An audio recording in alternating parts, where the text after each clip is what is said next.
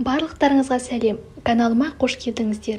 Бүгін жас отбасының түбіне жеткен орталы жылан туралы оқиғаны баяндайтын боламын. Арнама тіркеліп, лайк басуды ұмытпайық. Бұл оқиға оңтүстік Қазақстан облысының бір шағын ауылында болыпты.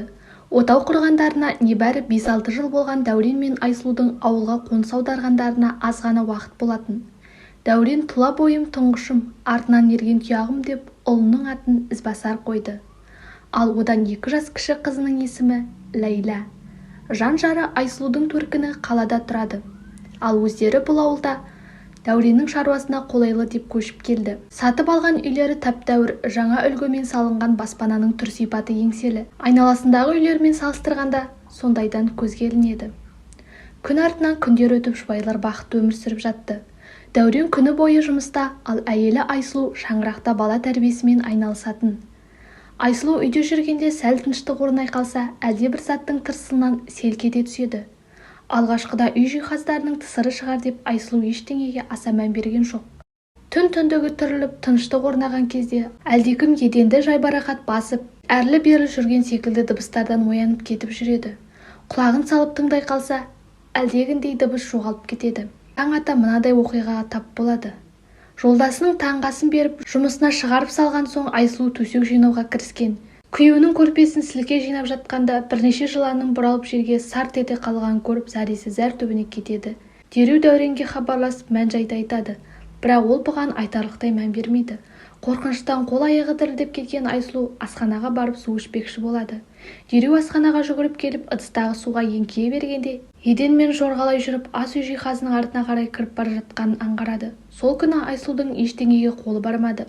Құдды бүкіл заттың арасынан жылан шыға келетіндей қорқыныш сезім пайда болды. Кешқұрым Дәурен жұмыстан келген соң оқиғаның барлығын жолдасына бүге-шүгесіне дейін айтып берді.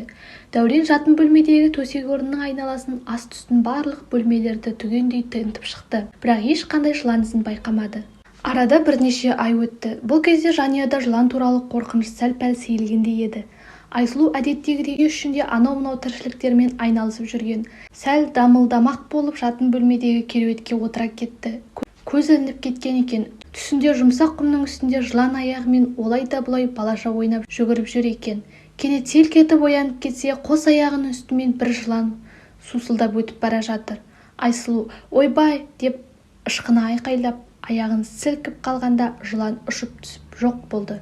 Әйелі мен 2 баласын қалаға төркінге жіберіп, өз үйдегі жылан атаулыны өлтірмек болып үйінде қалады. Ертеңіне жұмысқа бармай жыландардың жарыққа шығуын күтіп отырады. Кенет теледидар қоятын үстелдің артқы жағынан басы қылтия шығып, еденмен бойлай жорғалаған жыланды көріп, қолындағы балтасымен 5 бөліп тастайды.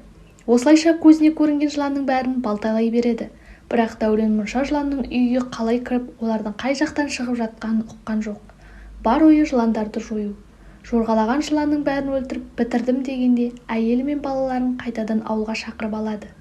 Үйде жыланның қарасы көрінбегенге ерлі-зайыптылар енді тыныш өмір сүреміз бе деп ойлаған. Бірақ бұл ойлары бекер болып шықты. Түн ауа Айсұлу ауа жетпей қиналып оянып кетті. Көзін ашса, бір жылан оны қылғындыра мойнына оралып тұр екен. Қимылдай қалса, одан сайын тұншықтыра түсердей еді.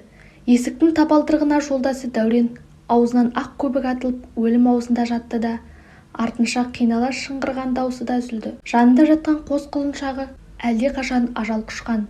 Айсұлу қос қолымен жыланды тартқылап, тырысып көріп еді, болмады. Қол-аяғы тыпырлап, айқай салуға да шамасы келмеді.